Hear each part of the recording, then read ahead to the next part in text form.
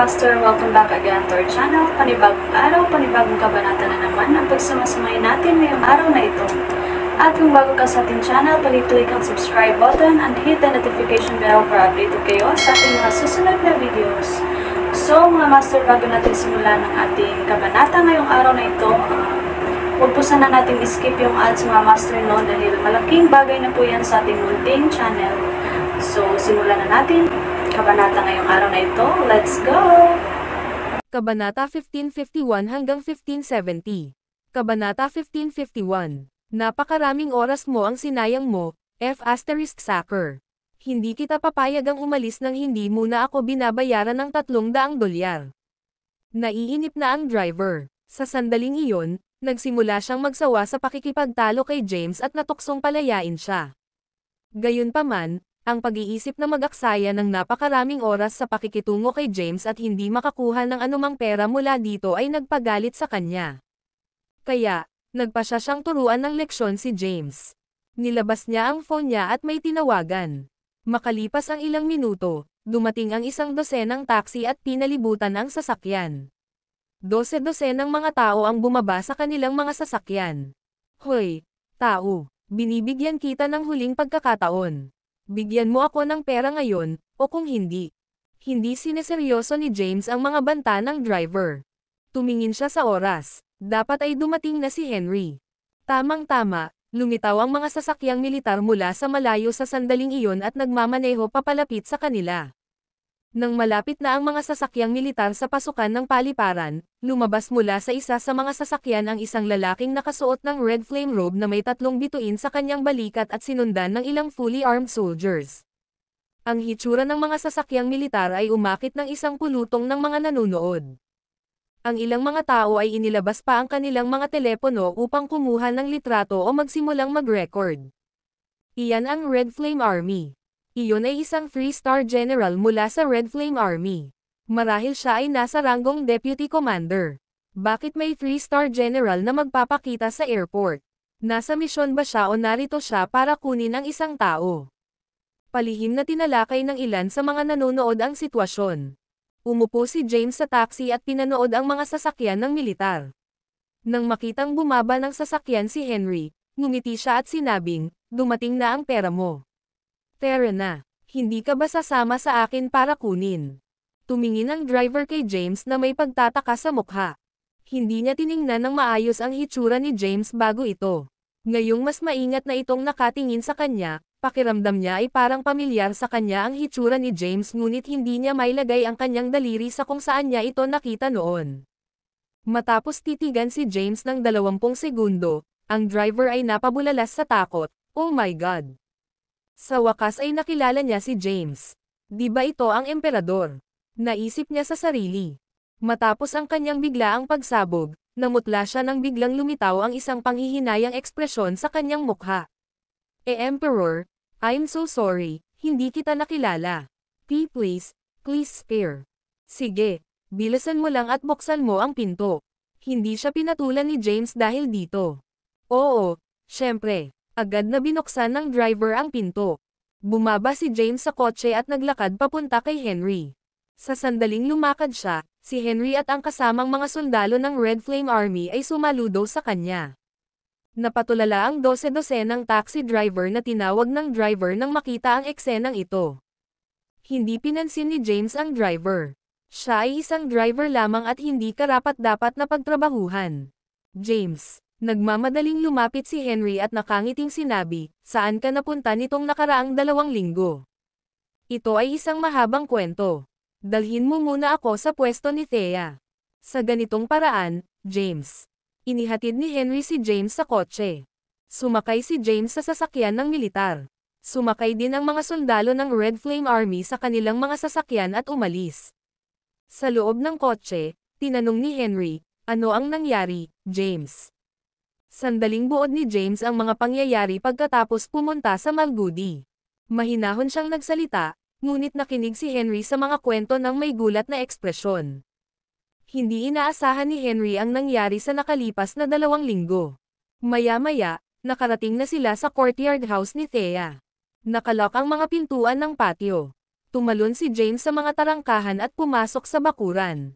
Pagkatapos, sinubukan niyang buksan ang pintuan sa harapan. Gayunpaman, nakalock ang pinto. Nagbigay siya ng kaunting puwersa, at nabuksan ang kandado. Walang tao sa loob ng bahay. Bukod dito, natatakpan ng isang layer ng alikabok ang muebles. Mukhang matagal nang bakante ang bahay. Hindi pa siya umuuwi. Kumunat ang noo ni James. Hindi pa umuuwi si Thea. Ang ibig sabihin ay sukdulan na ang sitwasyon. Mabilis siyang lumabas ng pinto. Naghihintay si Henry sa labas ng bahay. Nang makitang lumabas si James, agad niyang tinanong, wala ba si Thea sa bahay? Dalhin mo ako sa mansyon ng Cadence. Nagmamadaling sumakay si James sa sasakyan. Nang makita ni Henry ang kanyang mataimtim na ekspresyon, alam ni Henry na may seryosong nangyari. Hindi na siya nagtanong pa at mabilis na sumunod, inutusan ang driver, bilisan mo, punta ka sa mansyon ng mga Caden. Ang video na ito ay edited by Urban Storytelling. Kabanata 1552. Maya-maya ay dumating na si James sa gate ng mansyon ng mga Caden. Nakita ng mga gwardya sa gate ang mga sasakyang militar at agad silang nilapitan. Habang naglalakad sila ay bumaba na si James sa sasakyan. James. Kinakabahang hinarap siya ng Cord. Ang hitsura ni James ay naging sanhi ng pagkawala ng katahimikan ng dalawang gwardya. Diretsahang tanong ni James, umuwi na ba si Maxine? Oo, nakauwi na siya. Bago pa matapos magsalita ang gwardya, nakapasok na si James sa Cadence Mansyon. Sa oras na iyon, nakikipag-usap si Maxine kay Zaiden, ang pinuno ng mga Sullivans, sa buhay. Si Lead, Mr. Sullivan, matagal ko na itong nasabi. Dapat mong pag-isipang muli.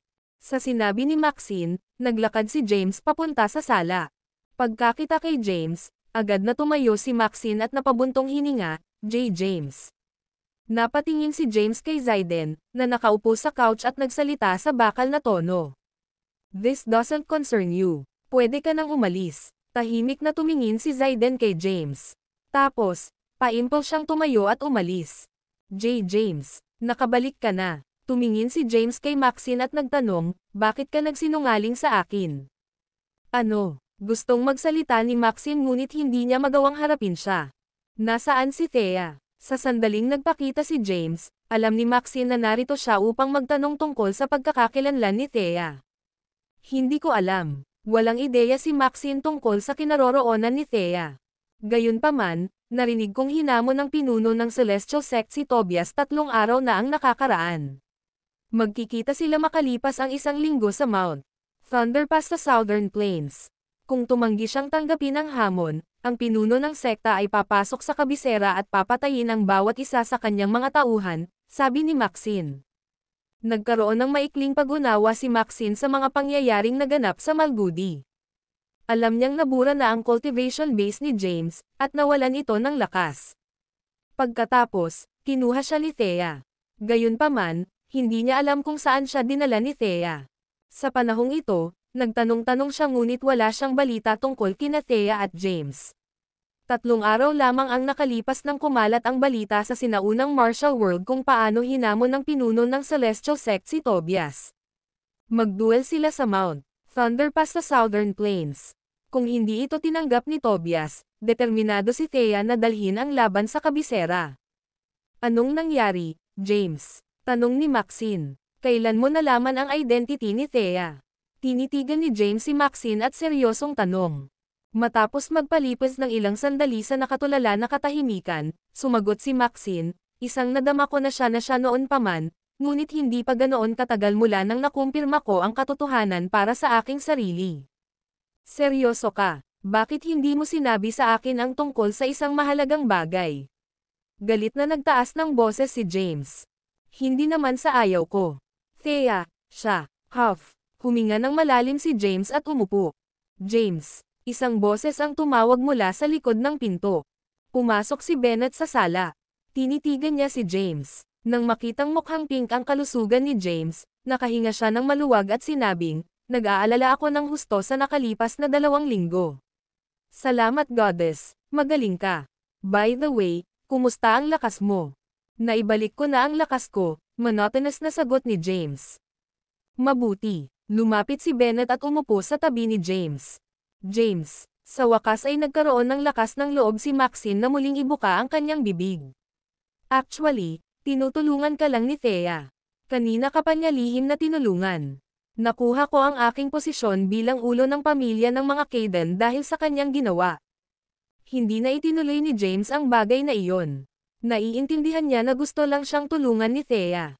Alam niya na ang pinuno ng Celestial Sect ay isang taong nakilala niya habang nasa Durandal o marahil bago iyon, higit sa lahat dahil ilang beses siyang nailigtas ng leader ng sekta. Ang video na ito ay edited by Urban Storytelling. Kabanata 1553. Naghinala siya na si Thea o si Thomas noon. Gayunpaman, wala siyang tiyak na ebidensya. Hindi sumagi sa isip niya na ang magiging pinuno ng Celestial Sect ay talagang magiging asawa niya, si Thea, ang babaeng nagtiis ng labis na pagdurusa sa nakaraan. Siya nga pala, sabi mo nagpadala si Thea ng letter of challenge kay Tobias. Oo, kumalat na ang balita nito sa sinaunang martial world. Ano ang nangyayari? Hindi mo ba kasama si Thea? Sabi ni Maxine. May mga hindi inaasahang pangyayari. Maikling ipinaliwanag ni James ang nangyari habang nagpapagaling siya. Naramdaman ni Lolo na ang dugo ng espiritong pagong sa katawan ni Thea ay nagpakita ng malaking pangako. Gusto niyang pilitin si Thea na makaranas ng energy deviation para magamit niya ng husto ang dugo ng spirit turtle. May nangyari bang malaking bagay sa sinaunang martial world mula noon? Alam mo ba kung mayroong anumang panloob na alitan sa loob ng Celestial Sect? Bago pa makapagpaliwanag si Maxine, pinutol ni Bennett ang kanilang pag-uusap at sinabing, walang nangyari. Ang sinaunang martial world ay medyo mapayapa. Gayunpaman, maraming martial artist ang naabsorb ni Tobias sa Malgudi ang kanilang true energy. Ano ang kasalukuyang sitwasyon tungkol kay Tobias? May ideya ka ba kung gaano siya kalakas dahil naabsorb niya ang true energy ko pati na rin ang ibang martial artists? Nag-aalalang tanong ni James. Umiling si Bennett at sinabing, hindi ko alam. Si Tobias ay hindi nagpakita mula noong labanan sa Malgudi. Nasaan si Luke dyan at ang First Blood Emperor? Tanong ni James. Sinabi ni Bennett, pagkatapos na alisin ka ng pinuno ng Celestial Sect, nailigtas ko ang ilang iba pang martial artist. Pagkatapos, nilabanan namin si Luke dyan at ang First Blood Emperor. Ang magkabilang panig ay nasugatan sa labanan at kalaunan ay tumakas. Inisip niya ang nangyari matapos kunin ni Thea si James. Bagamat hindi pa napatay si Luke dyan, ang Gu Sect ay dumanas ng matinding pagkalugi. Si Luke dyan ay hindi nagpakita mula noong labanan sa Malgudi. Sa panahong ito, ang mga bagay sa kabisera ay medyo mapayapa, at walang karagdagang aktibidad ang Gu Sect o Orient Commerce. Nang marinig ito, nakahinga ng maluwag si James. Gayunpaman, hindi pa rin niya nalaman ang kinaroroonan ni Thea. Ang tanging balita tungkol sa kanya ay hinamon niya si Tobias sa isang duel hanggang sa kamatayan sa Mount Thunder Pass. Nakuha ni Tobias hindi lamang ang true energy ni James kundi pati na rin ang true energy ng marami pang martial artist. Gayunpaman, walang nakakaalam kung anong ranggo ang naabot niya pagkatapos gawin ito. Hindi sigurado si James sa kalagayan ni Thea at kung nakaranas na siya ng energy deviation. Matapos malaman ang tungkol sa kamakailang mga pangyayari, tumayo si James at nagpatuloy na umalis. Isang naguguluhan na si Maxine ay nagtanong, saan ka pupunta? Pupunta ako sa Southern Plains. Sa Mount Thunder Pass. Pagkatapos sabihin ni James ang kanyang destinasyon, lumabas na siya ng bahay. Grand Patriarch, ano ang dapat nating gawin? Nilingan ni Maxine si Bennett. Kumunat ang noo ni Bennett at nag-iwan ng malalalim na kulubat sa kanyang noo. Saglit siyang nag-isip at sumagot, ito ay isang sitwasyon na kinasasangkutan ng aming pamilya. Si James ay isang Kayden, at si Thea ang kanyang asawa. Kailangan kong pumunta sa Southern Plains para obserbahan ang sitwasyon. Grand Patriarch, hayaan mo akong samahan ka. Kinaway-kaway ni Bennett ang kanyang kamay at pinigilan si Maxine, na sinabing, kailangan pa ng mga Kayden ng mamamahala sa mga bagay-bagay dito. Dapat kang manatili at bantayan ang mga bagay-bagay. Sige, tumanggo si Maxine. Bagamat gusto niyang makasakay sa van para makasabay sa sitwasyon, talagang maraming bagay ang nangangailangan ng kanyang atensyon sa kabisera. Umalis si James sa mansyon ng mga Kayden at nagtungo sa Southern Plains kasama si Henry. Ang mga puwersang nakatalaga sa Southern Plains ay hindi nagkakaisa. Binalak ni James na sugpuin ang mga hindi pagkakaunawaan at linisin sila ng mga dissidents sa paglalakbay na ito. Sa isang cultivation room sa Celestial Sect Headquarters sa gitnang rehiyon ng Sol, nakaupo si Thea sa isang lotus position. Nakasuot siya ng itim na damit, at ang kanyang mahabang itim na buhok ay naging kulay abu-puti. Ang mahaba niyang puting buhok ay lumipad sa hangin. Isang kakilakilabot at mapang-ipang enerhiya ang lumabas sa kanya. Ang kanyang itim na mga mata ay nagkaroon ng pulang kulay. Sa sandaling iyon, ang kanyang hitsura ay mukhang masama at demonyo. Nagkaroon na siya ng energy deviation mula nang masaksihan niya ang malagim na eksenang iniwan ni Thomas. Isa lang ang nasa isip niya at iyon ay ang pumatay. Gusto niyang patayin ang lahat ng nanakit kay James. Sa nakalipas na kalahating buwan, siya ay nagmumuni-muni sa pag-iisa. Sa panahong iyon, ganap niyang napino at naabsorb ang kapangyarihan ng dugo ng Spirit Turtle. Ngayon, lahat ng bakas ng takot at pag-aalinlangan sa kanya ay nawala. Hindi na siya nag-aalala tungkol sa pagsugpo sa layunin ng pagpatay sa kanyang puso. Si Thea ay mabilis na sumisipsip ng dugo ng Spirit Turtle mula nang siya ay dumating sa desisyon na iyon. Ang kanyang lakas ay patuloy na tumaas sa isang kamangha-manghang bilis. Ang video na ito ay edited by Urban Storytelling. Kabanata 1554. Sa loob ng kalahating buwan, tumataas ang true energy ni Thea sa paglipas ng mga araw. Umakyat na siya sa Skyward Stairway's 4th stair. Nagawa niyang halos ganap na matanggap ang kapangyarihan mula sa dugo ng Spirit Turtle. Gayunpaman, hindi pa niya naabot ang kanyang buong potensyal. May natitira pang enerhiya sa loob ng dugo ng Spirit Turtle. Si Thea ay nasa isang closed-door meditation. Sa panahong ito, isang piraso ng impormasyon ang naging bagong mainit na paksa sa sinaunang martial world. Ang pinakahuling balita ay ang pinuno ng Celestial Sect ay si Thea. Ano? Thea. Sino si Thea? Siya ang asawa ni James. Kilala siya noon bilang ang pinakapangit na babae sa Kensington. Ang babaeng nagligtas kay James mula sa apoy na umani sa kanyang pamilya. Hindi pwede. Paanong naging ganoon din si Thea? Anong klaseng biro ito? Hindi alam kung sino ang nagpakalat ng balita. Gayunpaman, alam na ng bawat martial artist sa loob ng Sol na si Thea ang pinuno ng Celestial Sect. Samantala, dumating na si James sa Southern Plains Military Region. Dragon King. Pagkababa niya sa eroplano, sinalubong siya ng tunog ng kanyang mga sundalo na sabay-sabay na sumalubong sa kanya. Lumapit sa kanya ang ilang general. Ang nangunguna sa kanila ay si Levi. Maligayang pagbabalik, Dragon King. Napatingin sa kanya si James at nag-wave ng kamay. Pagkatayo sa tabi niya, palihim na nagtanong si Henry, "Saan pupunta, James?" "Pupunta muna tayo sa Black Dragon Palace." Naglakad na si James palayo. Hindi nagtagal, nakarating sila sa Black Dragon Palace.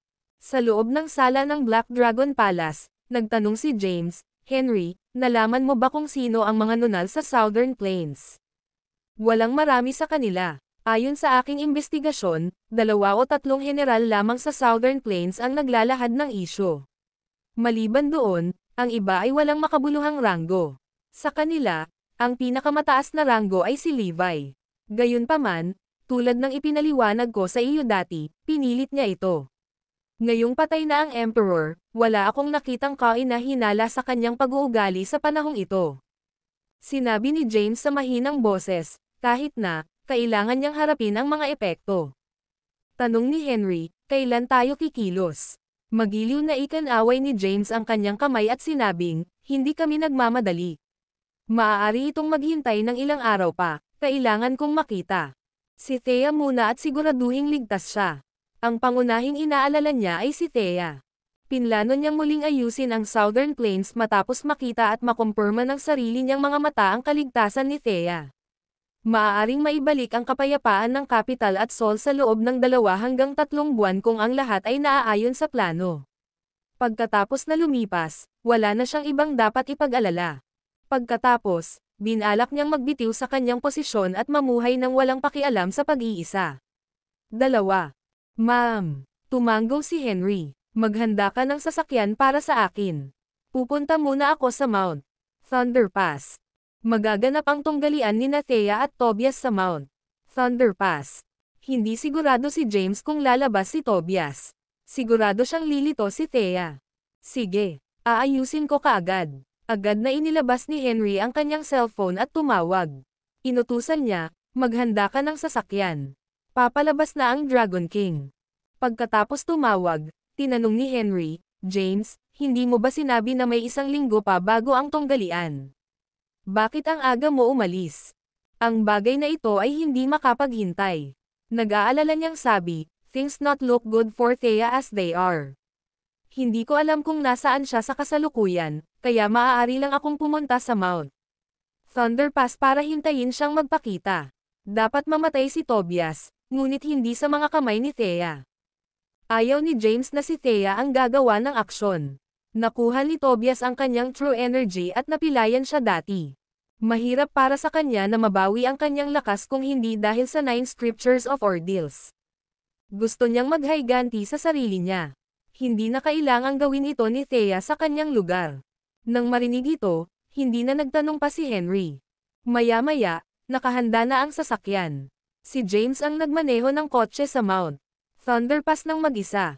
Noong una, inalok siya ni Henry na samahan siya, ngunit tumanggi si James. Mapanganib sa Mount Thunder Pass. Kahit na ang kanyang lakas ay bumuti ng malaki, siya ay hindi 100% ang tiwala na magagarantiyahan niya ang kaligtasan ni Henry.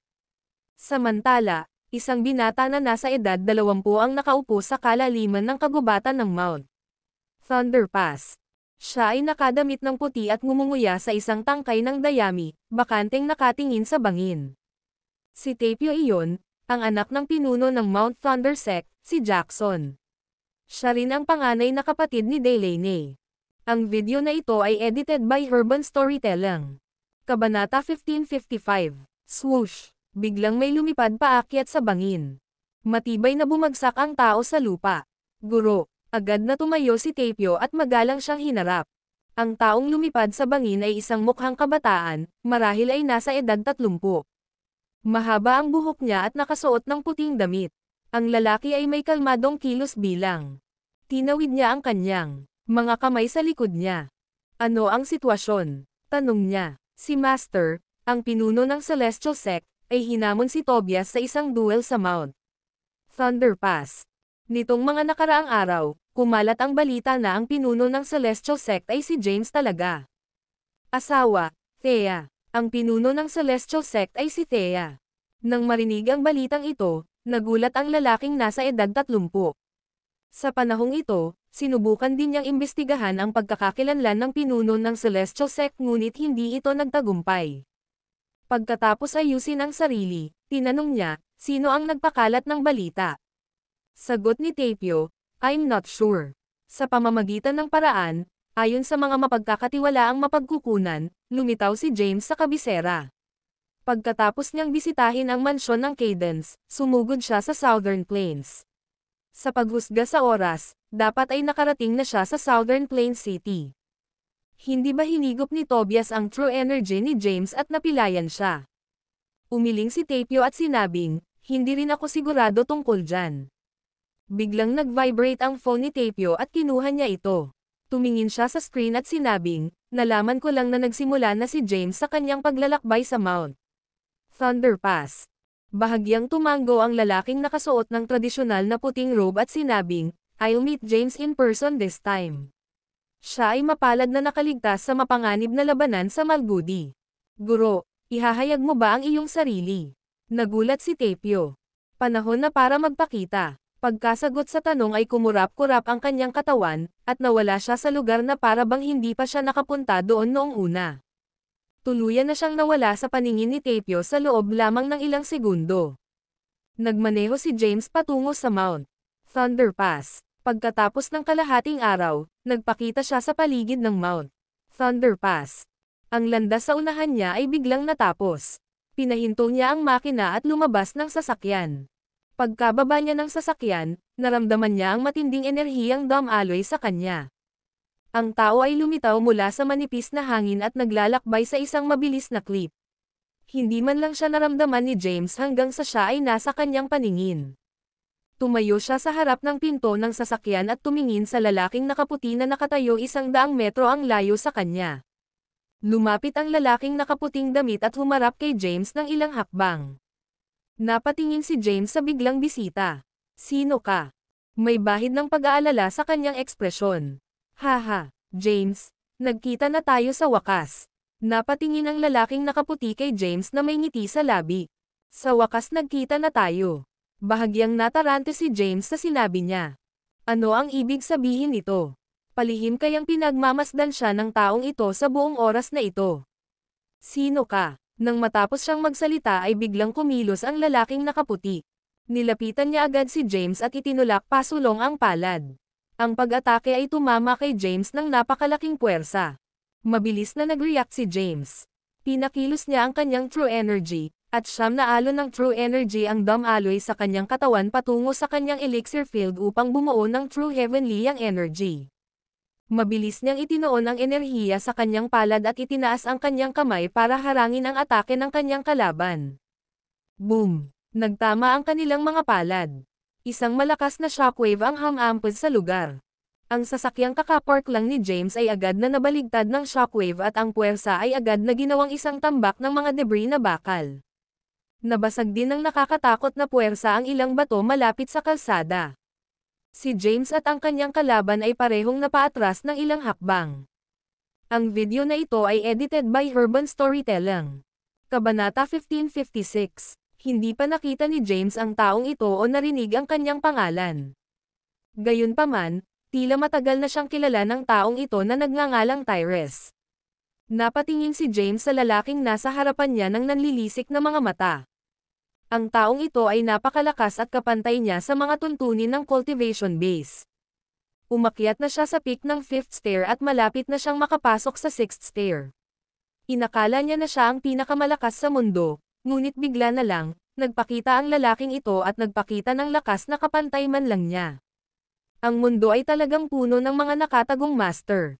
Pinatunayan nito na habang ang isa ay umakyat sa mas mataas, ang isa ay makikipag-ugnayan din sa mga katulad na kahangahangang tao.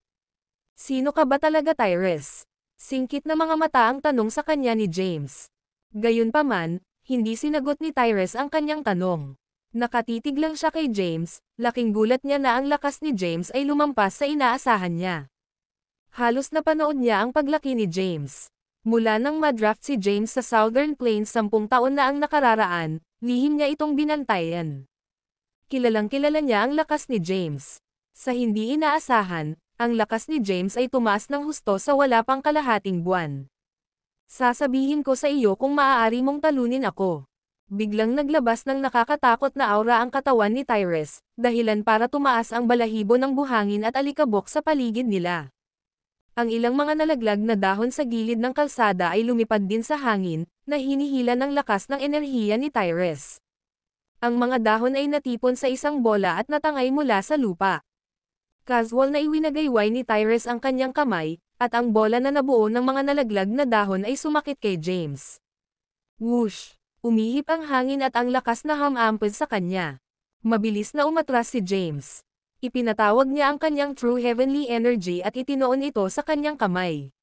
Tumalon siya ng 30 metro sa ere at inihampas ang kanyang kamao kay Tyrese. Mula sa kanyang kamao, isang Phantom Fist ang bumaril pasulong. Ang Phantom Fist ay nabuo mula sa puro true energy. Naglalaman ito ng mapangwasak na lakas, sapat na upang hatiin ang mga bundok. Ang illusory Phantom Fist ay tumama sa bola ng mga nalaglag na dahon, agad itong na-disperse. Ang mga nahulog na dahon ay lumutang at lumipad sa simoy ng hangin. Haha, hindi masama, tumawa ng malakas si Tyrese. Kalahati, mabilis na umatras ang kanyang katawan, at lumitaw siya sa ibabaw ng isang malaking puno sa isang bundok na 100 metro. Malayo, ikinumpas niya ang kanyang mga kamay sa hangin. Ang mga dahon ng mga nakapaligid na puno ay natanggal at sila ay nagtipon upang bumuo ng isang dambuhalang espada. Ang espada ay tumama kay James ng may mapanirang puwersa. Muling itinulak ni James ang palad niya. Agad na winasak ng kanyang makapangyarihang palm energy ang higanteng espadang dahon. Pagkatapos, sinugod niya si Tyrese sa hindi kapani-pani walang bilis. Lumitaw si James sa harap ni Tyrese sa isang kisap mata. Ang kanyang mga after images ay patuloy na naglaho at muling lumitaw sa paligid ng Tyrese. Nakalapit na si James kay Tyrese at inatake siya ng 12 beses sa loob lamang ng ilang segundo. Gayunpaman, madaling hinarang ni Tyrese ang lahat ng kanyang pag-atake. Biglang naglunsad ng counter-attack si Tyrese. Siya ay kidlat mabilis, lumitaw sa harap ni James sa isang iglap. Tapos, tinuro niya yung daliri niya kay James. Sa sandaling iyon, nagsimulang umalangaw-ngaw ang hangin sa paligid. Nagsimulang bumuo ng mga ripples sa hangin. Naramdaman ni James ang matinding pressure na nagmumula sa langit at lupa. Ang pressure na ito ay naging mahirap. Huminga. Nais niyang alisin ang sarili sa lugar na may presyon. Gayunpaman, ang puwersang ibinibigay sa kanya ay nagpabagal sa kanya. Matapos ituro ni Tyrese si James ay agad itong naglaho at muling nagpakita sa harapan ni James. Ipinasok niya ang kanyang daliri sa pagitan ng mga kilay ni James. Gayunpaman, hindi siya naglagay ng anumang lakas sa kanyang pagkilos. Right there and then, parang huminto ang oras. Pagkaraan ng ilang segundo, binawi ni Tyrese ang kanyang daliri at muling inilagay ang kanyang mga kamay sa likod. Pagkatapos, tumingin siya sa tulalang James na may kalmadong ekspresyon.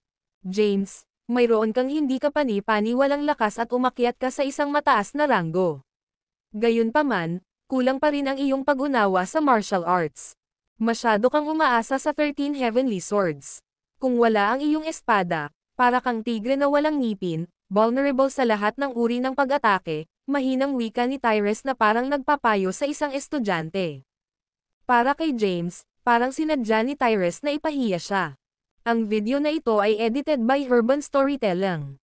Kabanata 1557. Walang salita si James para i-dispute ang kanyang pahayag. Hindi dahil mahina ang kanyang martial art comprehension, ngunit masyadong malakas ang kanyang kalaban. Anong klaseng martial arts ang ginagawa niya? Hindi pa niya nakita o narinig ang pamamaraang ito dati. Anong klaseng martial art technique iyan? Hindi makapaniwalang tinitigan ni James si Tyrese. Hindi ito isang advanced na martial art technique. Paimpal kung pinitik ang daliri ko. Magagamit mo lang ito sa iyong kalamangan kapag tunay mong naiintindihan ang paraan ng martial arts. Ang iyong true energy ay ang core ng iyong lakas, at ang pag-maximize ng kapangyarihan ng iyong true energy ay ang tunay na esensya ng martial arts, paliwanag ni Tyrese. Parang pinagyayabang niya ang sarili niyang kakayahan pero parang aral din iyon para kay James. Literal siyang nagsalita at ang kanyang mga salita ay sapat na simple upang maunawaan. Gayunpaman, mahirap maunawaan mula sa pananaw ng isang martial artist. Magkikita tayong muli. Iniwan ni Tyrese ang usapan doon at nagsimulang lumayo. Kunin mo ito. Hindi nasisiyahan si James sa kinalabasan.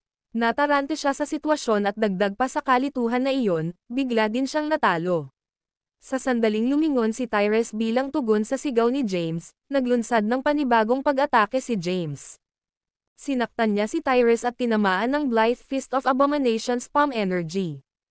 Gayunpaman, ang kanyang palm energy ay bumagsak lamang sa after image ni Tyrese. Ang ilusyon ay kumalat, at ang tunay na Tyrese ay lumitaw 100 metro ang layo. James, kulang ka pa sa martial arts mo. Hindi ka patugma sa akin. Iminumungkahi kong ipagpatuloy mo ang pagsasanay sa loob ng ilang taon pa. Umalangaw-ngaw ang boses ni Tyrese mula sa malayo. Unti-unting nawala ang boses niya at tuluyang nawala. Matapos mawala si Tyrese, napuno ng seryosong ekspresyon ang mukha ni James. May biglang sumulpat na tao at inawi siya. Matapos siyang punahin saglit, umalis na lang siya sa eksena. Halos hindi maproseso ni James ang nangyari at hindi sigurado kung sino si Tyrese. Tyrese Lafleur, mayroon bang walang katulad na martial artist sa Seoul na may apelyidong Lafleur? Nagmumuni-muni si James. Wala pa siyang narinig na ganoong tao. Ang tanging tao na may ganoong apelyido ay ang prinsipe ng Orchid Mountain mula sa 1,000 taon na ang nakalilipas. Ang tunay na pangalan ng prinsipe ng Orchid Mountain ay Langston Lafleur. Maaaring siya ay ang inapo ng prinsipe ng Orchid Mountain. Sumagi sa isip niya ang posibilidad. Libu-libong taon na ang nakalilipas, ang 4 na pangunahing opisyal ng Prince of Orchid Mountain ay kalaunan ay nagtatag ng mga pamilya na binubuo ng Ancient Four. Si Langston ay isang prinsipe at tiyak na maraming babae. Nangangatuwiran ito na maaaring may mga inapo siya sa isang punto. Kung siya ay tunay na inapo ng prinsipe ng Orchid Mountain, ipapaliwanag nito kung paano natamo ni Tyrese ang gayong lakas at talento sa martial arts. Huff, huminga ng malalim si James habang iniisip ang mga posibilidad. Totoo na habang lumalakas siya, mas makapangyarihang mga tao ang nakatagpo niya. Narinig ni James mula kay Thomas na ang Blood Race ang pinaka-nakakatakot na angkan na naninirahan sa mundong ito. Sila ang may pinakamahabang-habang buhay at kahit na may mga miyembro na nabuhay ng hanggang 500 taon. Sinong mag-aakalang makakatagpo siya ng isa pang makapangyarihang martial artist? Hindi sigurado si James kung kaibigan o kalaban si Tyrese. Magiging mahirap kung siya ay isang kaaway. Kakulangan ba talaga ang martial art comprehension ko? Hinaplos ni James ang kanyang baba at pinagmasdan ang sarili. Siguro totoo. Bukod sa swordsmanship, wala pa akong natutunang iba pang klase ng martial arts. Nagpasya si James na palawakin ang kanyang pananaw at pag-aralan ang iba pang mga diskarte sa martial art kapag may oras siya. Hindi man niya ito lubos na mamaster, mapapalawak man lang nito ang saklaw ng kanyang kaalaman. 9 Scriptures of Ordeals ay naglalaman ng maraming martial art techniques, kabilang ang mga sa mga espada, baril, tungkod, kamao, at palad. Hindi kalabisan na sabihin na ang 9 Scriptures of Ordeals ay isang encyclopedia ng martial arts. Bukod dito, naitala nito ang pinakamahusay na martial art technique sa nakalipas na 1,000 taon pati na rin ang lahat ng natutunan ng founder ng Polaris sect sa buong buhay niya. Ang video na ito ay edited by Urban Storytelling. Kabanata 1558. Noong nabubuhay pa siya 1 milenyo na ang nakalipas, inabot lamang siya ng 10 taon para umakyat sa ranggo at makalaban sa mga tauhan ng Prince of Orchid Mountain. Sa pamamagitan nito, nakuha niya ang kapangyarihan na pangalawa lamang sa prinsipe ng Orchid Mountain. Kahit na ang kanyang cultivation base ay inalis, siya ay itinuturing pa rin bilang isang alamat para sa kakayahang lumikha ng 9 Scriptures of Ordeals. Ang martial arts na naiwan niya ay pawang mga first-rate na pamamaraan mula sa 1,000 taon na ang nakalilipas. Nagplano si James na mag-aral ng mabuti at magsanay sa kanila. Gayunpaman, wala siyang paglilibang na gawin ito sa kasalukuyan. Aabutin ng ilang taon, marahil mga dekada, o mas matagal pa para lubos na maunawaan at mamaster ang bawat isa. Hindi ito magiging kaso para sa mga henyo bagaman. Gayunpaman, hindi inisip ni James na siya ay isang henyo. Habang nalubog sa kanyang mga iniisip, tinahak niya ang daan paakyat sa Mount Thunder Pass. Naka-lotus position si James at naghintay. Maghihintay siya hanggang sa lumitaw si Thea. Samantala, nakaupo rin ang isang lalaki sa isang lotus position sa isang simpleng bahay na gawa sa kahoy na matatagpuan sa isang tiwangwang na kagubatan sa isang lugar sa Seoul. Ang lalaking iyon ay si Tobias. Ito ay agad na maliwanag na Tobias ngayon ay nagkaroon ng isang mas kabataan hitsura. Habang tumataas ang kanyang lakas at ranggo, bumuti rin ang kanyang sigla. Nagsimulang gumaling ang kanyang mga selula. Ang kanyang kasalukuyang hitsura ay isang lalaki sa kanyang 40s. Ito ang pakinabang ng pagsasanay ng martial arts. Kung mas mataas ang cultivation base ng isang tao, mas bata ang hitsura at mas mahaba ang buhay ng isa. Matapos makatakas si Tobias mula sa Malgudi, nagnilay-nilay siya sa buong oras na ito. Mahigit kalahating buwan na ang lumipas, at napino na niya ang true energy na natanggap niya mula sa iba. Matagumpay na niyang naakyat ang third stair ng Skyward Stairway. Gayunpaman, hindi pa rin siya kontento sa kanyang kasalukuyang lakas. Matapos matutunan ang dakilang batas ng pagsipsip, naramdaman niyang kabilang siya sa 9 na ranggo. Tapikin, tapikin, tapikin. May mga yabag mula sa labas ng kanyang pintuan. Isang matandang lalaki ang pumasok sa kwarto. Ang matanda ay may mahabang tirentas at nakasuot ng kulay abong balabal. Siya ay may hitsura ng isang makasaysayang figure mula sa isang sinaunang dinastiya. Si Sky iyon. Lumapit si Sky at tumingin kay Tobias na nakaupo sa kanyang nagmumuni-muni na tindig at nagtanong, "Kumusta?" Unti-unting iminulat ni Tobias ang kanyang mga mata at tumingin kay Sky na nakatayo sa kanyang harapan. Mahinahong sagot niya, "Na-refine ko na ang true energy na naabsorb ko mula sa ibang martial artists. Umakyat na ako sa 3 hagdan at narating ko na ang tuktok nito. Isang hakbang na lang ang layo ko sa 4th stair." "Ma'am." Tumango si Sky at sinabing, very good. Matagal ka nang nasa closed-door meditation at malamang na hindi mo alam ang mga nangyayari sa labas. Ang pinuno ng Celestial Sect ay nagbigay ng liham ng hamon sa iyo. Ito ay isang tunggalian sa kamatayan na itinakda 1 linggo mula ngayon. Ito ay magaganap sa Mount Thunderpass sa Southern Plains. Nagdilim ang mukha ni Tobias, ang pinuno ng Celestial Sect. Galit niyang ikinuyom ang kanyang kamao, at namumuo ang mga ugat sa kanyang mukha. Dapat may death wish ang pinuno ng Celestial Sect. Noong siya ay nasa Malgudi, pinilit siya ng pinuno ng Celestial Sect sa isang sulok, at binawian siya ng buhay. Gayunpaman, hindi na siya ang parehong tao. Nagtitiwala siya na kaya niyang talunin ang pinuno ng Celestial Sect gamit ang kanyang kasalukuyang lakas. May isa pang balita, sinabi ni Sky, nakatanggap ako ng balita na nagsasabing ang pinuno ng Celestial Sect ay si Thea Callahan. Biglang tumayo si Tobias at napabulalas, paano si Thea? Hulaan niya ang pagkakakilanlan ng pinuno ng Celestial Sect. All this while, inakala niyang si Thomas lang iyon. Maliban kay Thomas, walang ibang may ganoong klase ng lakas. Imposible para sa kanya na patuloy na makinig ng mahinahon nang marinig na ang pinuno ng Celestial Sect ay walang iba kundi si Thea.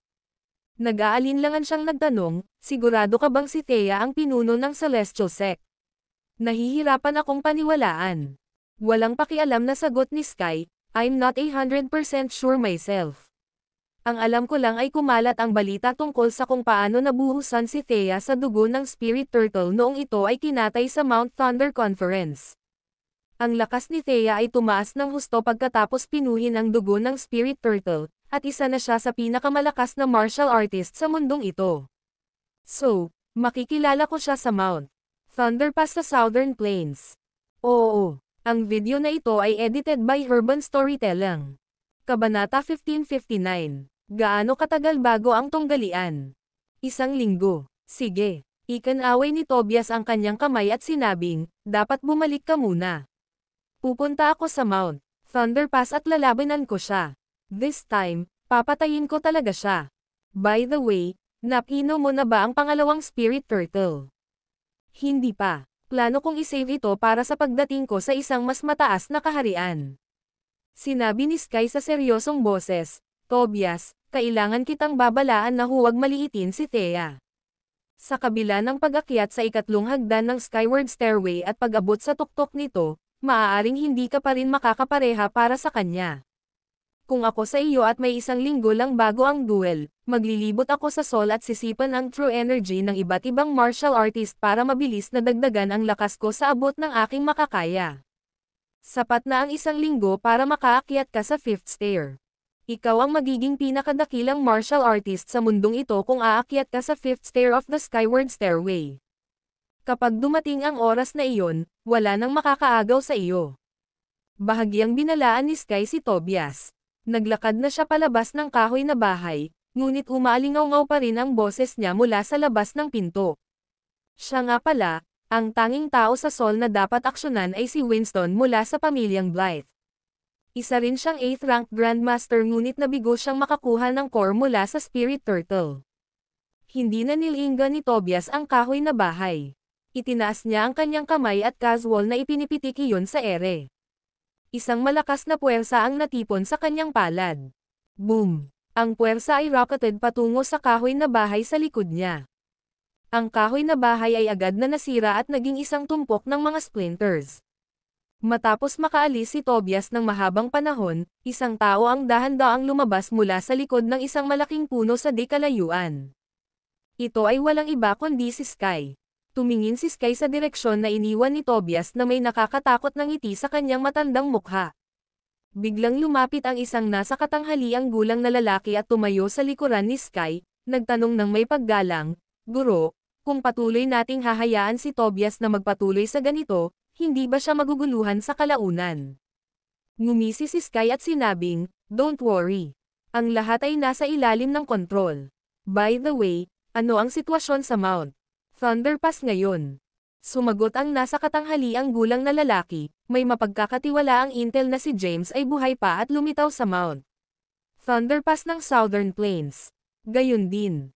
Ano pa, iniulat ng aming mga tauhan sa paligid ng Mount Thunderpass na nakita nila si James na nakikipaglaban sa isang misteryosong tao sa Mount Thunderpass. Habang nagsasalita siya, kinuha ng lalaki ang kanyang telepono. Kinuha niya ang isang video at pinatugtog ito. Ang video ay kuha mula sa malayo. Mahirap makitang malinaw ang mga tao sa video, ngunit kitang-kita ang mapang wasak na kapangyarihang ipinakita ng mga mandirigma. Nakuha lang ng video ang malabong sulyap sa away nina James at Tyrese. Nang makita ang labanan, si Sky ay may malungkot na ekspresyon. Sino ang taong ito na nagal-inang ng ganito? At saka, hindi ba na-abolish na ang cultivation base ni James?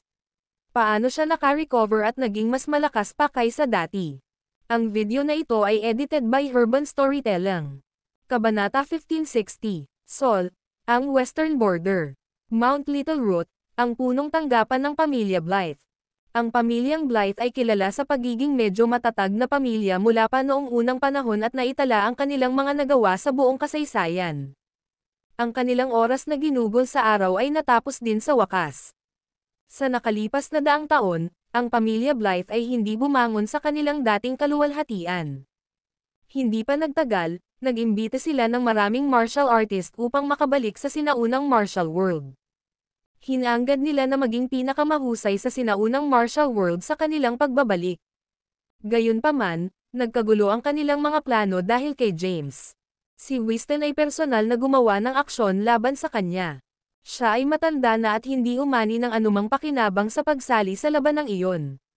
Ang kanyang tunay na enerhiya ay humupa pagkatapos ng lahat, at ang sigla ay unti-unting naubos mula sa kanyang katawan mula noon. Malapit nang matapos ang kanyang oras. Sa sandaling iyon, nakaupo si Winston sa isang lotus position sa lupa sa kanyang closed-door sanctuary sa isang gilid na sulok ng Mount Little Root.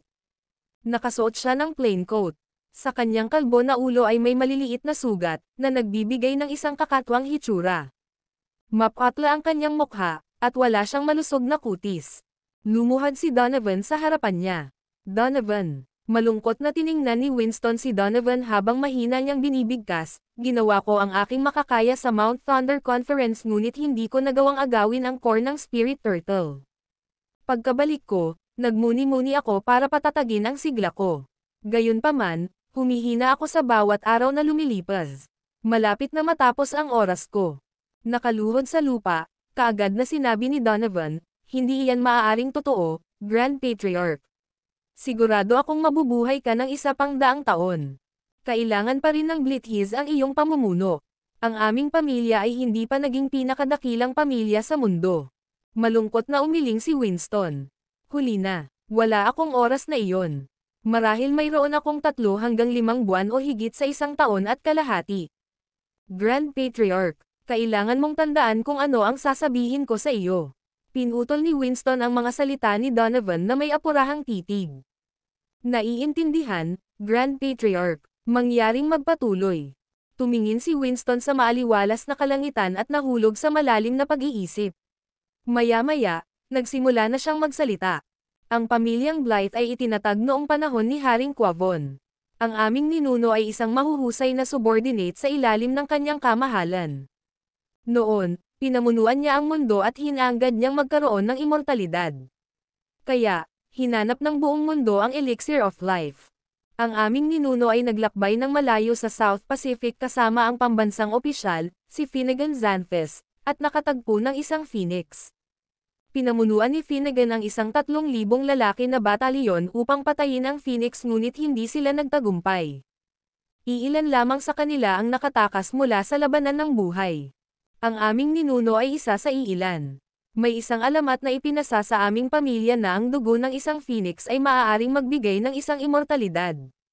Gumawa si King Quavon ng isang maalamat na sandata upang patayin ang phoenix at magkaroon ng immortalidad. Sa alamat ay niyanig ng lindol ang mga lupain at ang mga dagat ay umikot ng marahas nang ang espada ay huwad. Sa mga talaan ng kasaysayan, ang Tayback ay tinatawag na Primordial Sword. Ito ang pinakadakilang espada sa kasaysayan. Gayunpaman, ang espada ay nawala sa oras. Walang nakakaalam kung bakit, ngunit hindi na siya lumabas sa dagat para patayin ang phoenix. Kung hindi ako nagkakamali, ang Primordial Sword ay dapat nasa mausoleum ni King Quavon. Ipinaraise sa Primordial Sword din ang First Sword Art. Si King Quavon ay nagpatawag ng mga swordsman mula sa buong mundo at gumugol ng mga dekada sa paglikha ng hindi magagapi na pamamaraan ng espada. Ito ay partikular na nilikha upang patayin ang mga phoenix. Ito ay isang walang kapantay na pamamaraan ng espada. Si Donovan ay nakinig ng mabuti. Hindi niya inaasahan na magkakaroon ng ganoong kasaysayan ang Blithiz. Ang video na ito ay edited by Urban Storytelling. Kabanata 1561. Sa lalim ng isang kuweba sa ilalim ng lupa sa Mount Little Root, mayroong isang mapa na naiwan ng ating ninuno. Naglalaman ito ng layout ng mga booby traps sa loob ng King Quavon's mausoleum. Noong nakaraan, ang ating mga ninuno ay may kamay din sa pagtatayo ng mausoleum ni King Quavon. Sa kasamaang palad, ang aming ninuno ay nauwi sa inilibing na buhay sa loob nito.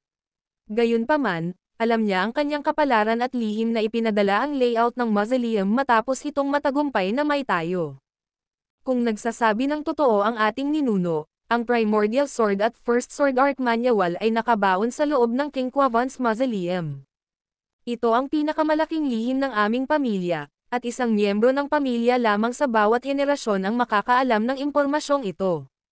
Malapit nang matapos ang oras ko, kaya gusto kong ipasa ito sa iyo. Kung may pagkakataon ka, dapat kang pumunta sa underground cavern sa Mount Little Root at hanapin ang floor plan ng King Quavon's mausoleum na iniwan ng ating ninuno. Kakailanganin mo itong gamitin para mahanap ang Primordial Sword at makuha ang First Sword Art. Iiwan ko ang Blithiz sa iyong mga kamay na may kakayahan. Pagkatapos niyang magsalita ay biglang nagtaas ng kamay si Winston. Isang malakas na puwersa ang natipon sa kanyang luma at kulubat na palad. Biglang inangat ng puwersa si Donovan mula sa lupa. Naramdaman niya ang isang malakas na true energy na dumadaloy sa kanya mula sa palad na inilagay ni Winston sa kanyang noo. Grand Patriarch, ikaw, anong ginagawa mo? Dahil ang aking oras ay dumating, hindi ko maaaring hayaan ang aking cultivation base na masayang. Ang aming pamilya ay mayroon ding isa pang signature martial art technique na tinatawag na energy redirection, na nagpapahintulot sa amin na ilipat ang aming cultivation sa aming mga inapo. Ipinasa ko sa iyo ang true energy na naipon ko noong buhay ko. Sana hindi mo ako bigin. Sa iyo nakasalalay ang kinabukasan ng pamilya natin. Ang mga salita ni Winston ay pumasok sa kanyang tenga.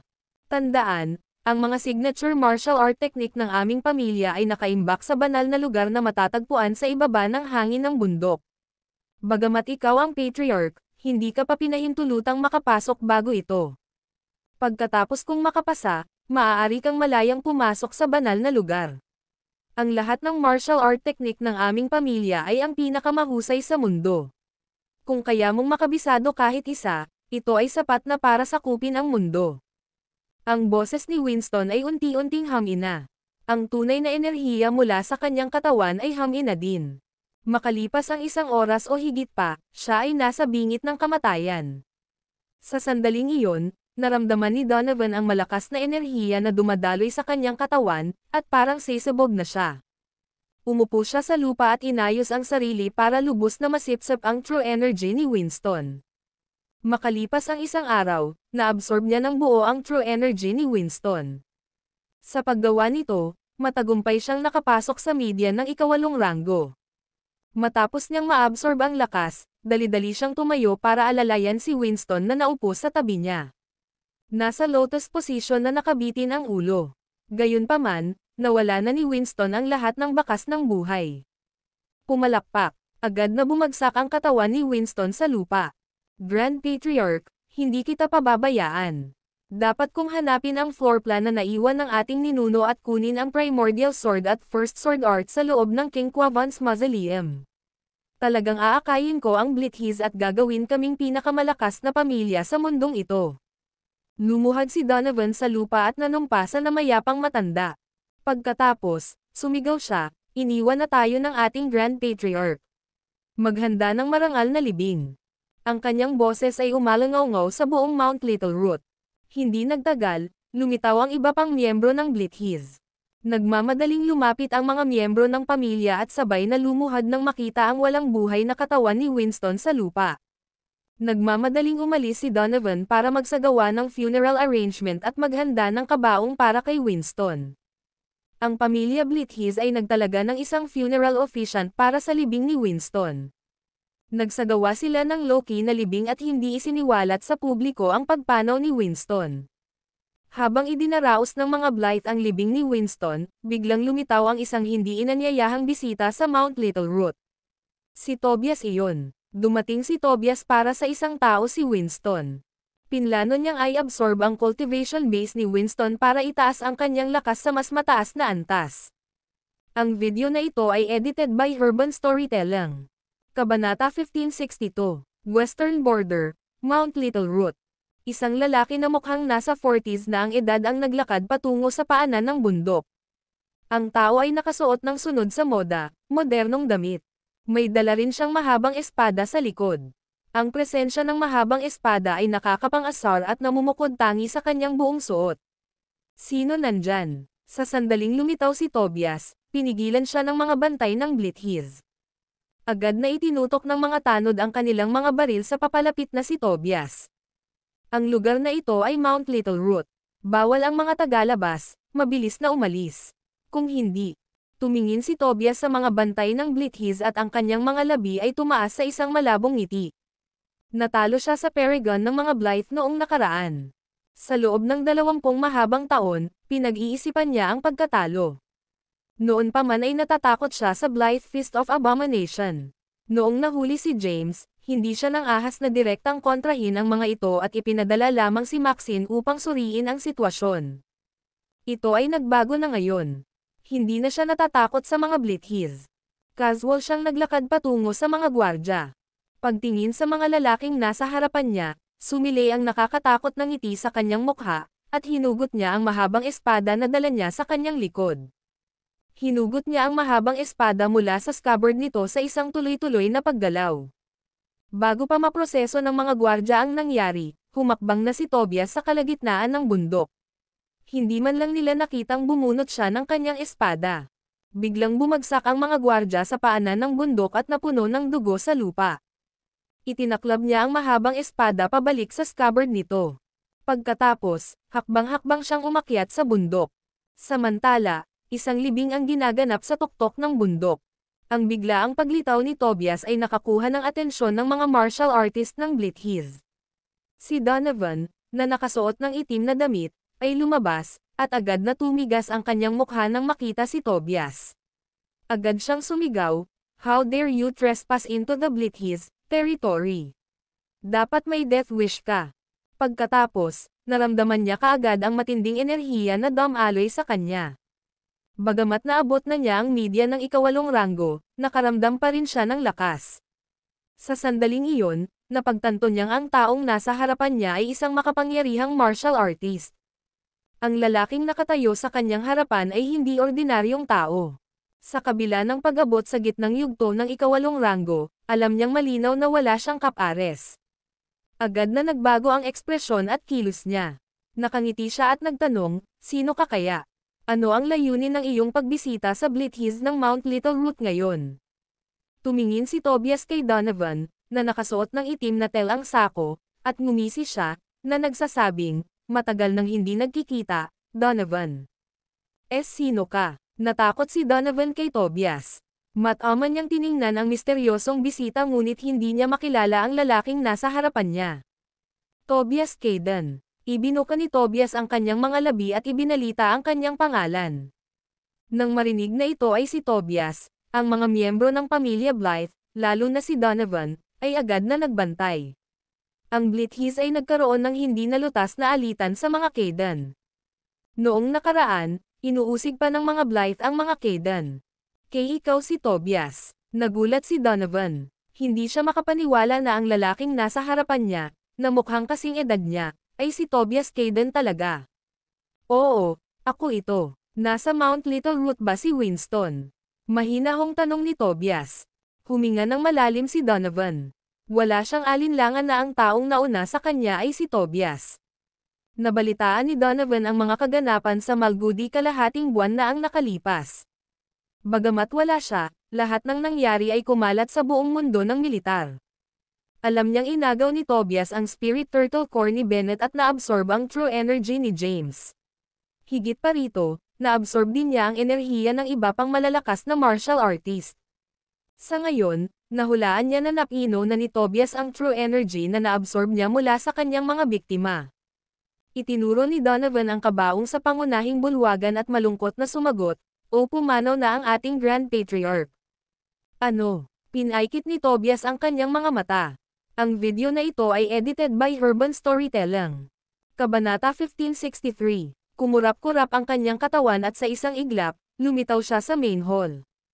Itinaas niya ang kanyang kamay at itinulak iyon paarap. Ang malakas na palm energy ay bumagsak sa kabaong. Agad na naputol ang kabaong. Gulong-gulong ang bangkay ni Winston sa sahig at nakita ang mga taong naruroon. Nang makita ang eksenang ito, nagalit ang mga miyembro ng pamilya ng Blythe. "Tobias, napakalayo mo na."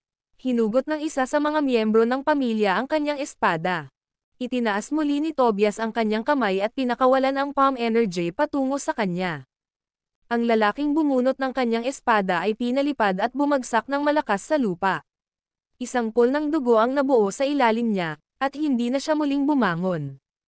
Naikuyom ni Donovan ang kanyang mga kamao sa eksenang nasa harapan niya.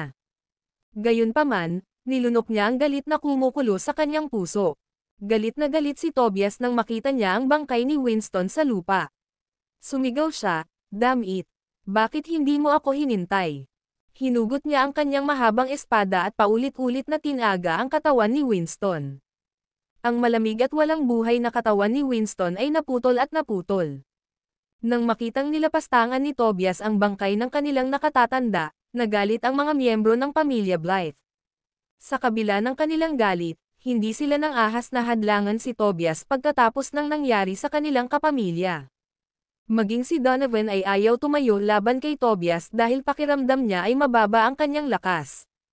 Dahil patay na si Winston, hindi na kailangan pang umiral ang Blythe. Nagalit si Tobias na nasayang niya ang kanyang oras at pagsisikap sa paglalakbay hanggang sa bundok Little Root. Nabalot ng takot ang puso ni Donovan nang marinig ang kanyang mga salita. Lumuhad siya sa lupa at nagmakaawa, "Tobias, hindi, Mr. Tobias, pakisuyong hanapin sa iyong puso na iligtas ang mga Blythe. Handa kaming ibigay ang aming signature martial art technique, ang Blythe Fist of Abomination. Higit pa rito, ako, si Donovan Blythe, ay magiging aso mo mula ngayon." Woof, woof. Habang nag-groveling, tumahol pa si Donovan ng ilang beses. "Guro, mangyaring iligtas ang aking pamilya. Susundin ko ang bawat utos mo." Upang mabuhay, tinalikuran pa ni Donovan ang kanyang dignidad. Alam ni Donovan na hindi niya matatalo si Tobias sa kanyang kasalukuyang lakas. Nakuha niya ang true energy ni Winston, at ang kanyang cultivation base ay bumuti ng malaki. Not to mention, nalaman din niya ang sikreto ng kanilang pamilya. Sa sapat na oras, mahahanap niya ang floor plan ng King Quavan's Mausoleum. Gamit iyon, maaari niyang makuha ang Primordial Sword at First Sword Art. Pagkatapos gawin ito, kahit na hindi nito napabuti ng husto ang kanyang lakas, dapat ay sapat na ito para talunin si Tobias. Nang makitang lumuhad si Donovan, lumuhad din sa lupa ang iba pang miyembro ng pamilya ng Blythe. Tumingin si Tobias kay Donovan na nakadapa sa lupa at nag-isip sa sarili. Ang Donovan ay may medyo malakas na base ng paglilinang. Kung maa-absorb ko ang true energy niya, tiyak na tataas ang lakas ko ng malaki. Gayunpaman, ang Blythe ay isang napakalaking pamilya na may malaking impluwensya. Sayang lang kung malilipol sila ng ganito kaawa. Sa halip na sirain sila, mas mabuting gamitin sila bilang mga sanglapan samantala at bigyang daan ang aking mga plano sa hinaharap, katwiran ni Tobias. Pagkaraan ng ilang sandali, sinabi ni Tobias, "Mas mabuting panatilihin mo ang mga salitang binitiwan mo ngayon, Donovan. Bibigyan kita ng isang malagim na kamatayan kung maglakas loob kang suwayan ako." Hinayaan ni Tobias ang pagbabante niya sa mga Blythe at nawala sa paningin ng lahat na parang multo. Pagkaalis ni Tobias, nakahinga ng maluwag si Donovan. Napaupo siya sa lupa at pinagmasdan ang nilapastangan na bangkay. Namumuo ang mga ugat sa kanyang mukha dahil sa galit na naramdaman niya, at mayroon siyang nakakatakot na ekspresyon. Nagngangalit ang kanyang mga ngipin, Sumirit siya, Tobias, magbabayad ka ng 100 ulit sa hinaharap para sa kahihiyan na ginawa mo sa amin ngayon. Grand Patriarch, pasensya na sa pagiging inutil ko. Ibinigay mo sa akin ang lahat ng iyong tunay na enerhiya, ngunit hindi pa rin ako makakapantay kay Tobias. Huwag kang mag-alala. Tiyak na papasok ako sa mausoleum ni King Quavon at hahanapin ang parehong primordial sword at first sword art. Matututunan ko ang pinakamahusay na pamamaraan ng espada at ipaghiganti kita. Habang nagaganap ang matinding pagsubok sa teritoryo ng mga Blithiz, nagmuni-muni si Thea nang hiwalay sa punong tanggapan ng Celestial Sect. Nakasuot siya ng itim na damit. Ang kanyang mahabang buhok ay naging kulay abo na puti, at ang kanyang mga mata ay madilim. Pulang-pula, malamig na enerhiya na nagmumula sa kanyang katawan ng may pananakot. Ang enerhiya ay abnormal at agad na magpapang-inig sa ibang tao dahil sa kakilakilabot. Beats, beats, beats, 81 karayom ang lumutang sa kanyang katawan. Bawat isa sa kanila ay kumikinang na may nagbabala, itim na liwanag. Ikinumpas ni Thea ang kanyang mga kamay, at ang 81 karayom ay sumambulat pasulong. Ang video na ito ay edited by Urban Storytelling. Kabanata 1564. Ang 81 itim na karayom ay lumipad sa hangin tulad ng mga laser, na tumutusok sa mga dingding ng cultivation room. Ang cultivation room ay nakapaloob sa solidong bato. Gayunpaman, ang mga itim na karayom ay madaling dumaan sa mga itim na bato. Ilang microscopicong butas ang naiwan sa bato. Hindi nagtagal, ang mga itim na karayom ay lumipad pabalik sa silid at bumalik sa kamay ni Thea bilang isang itim na bakal na alambre. Ang bakal na alambre ay isang sandata na tinatawag na Excelter.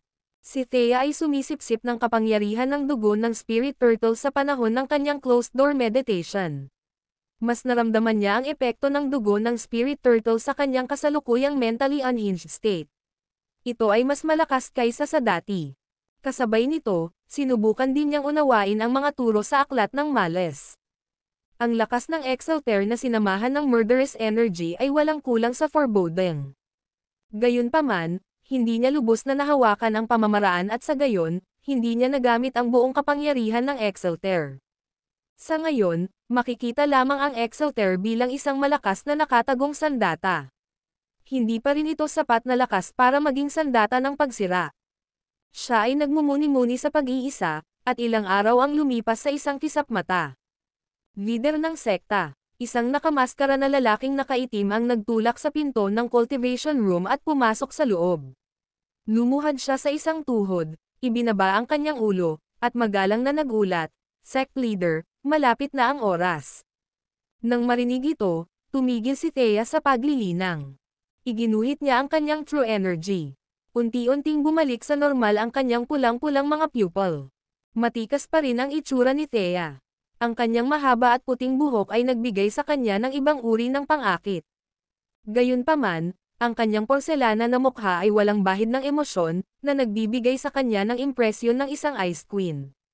Dahan-dahan siyang tumayo. Ang nakaluhod na alagad ay nagulat sa kanya, "Bukas ang araw ng tunggalian ninyo ni Tobias.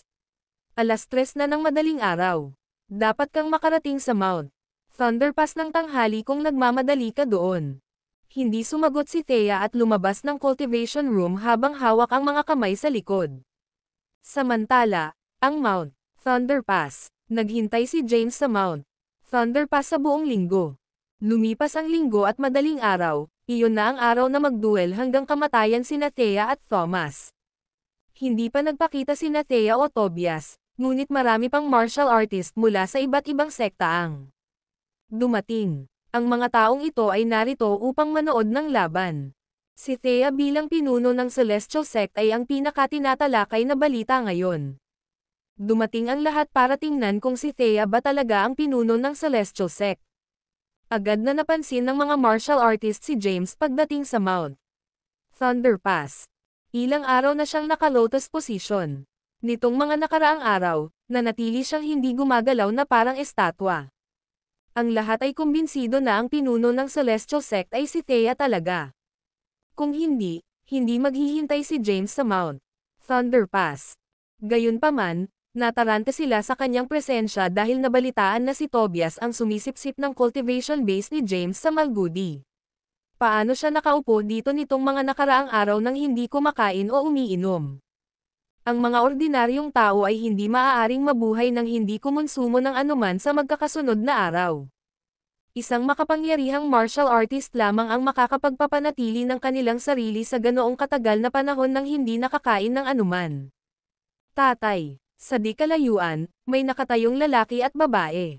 Ang babae ay nakasuot ng puting damit, at ang kanyang mahabang buhok ay umaagos sa kanyang anit na parang talon. Tumingin siya kay James, nakaupo sa unahan nila habang nakapikit. Nag-aalalang sabi niya, "Mister, ilang araw nang nakaupo dito si Kayden. Sa tingin mo okay lang siya?" Ang babaeng nagsalita ay si Delaney.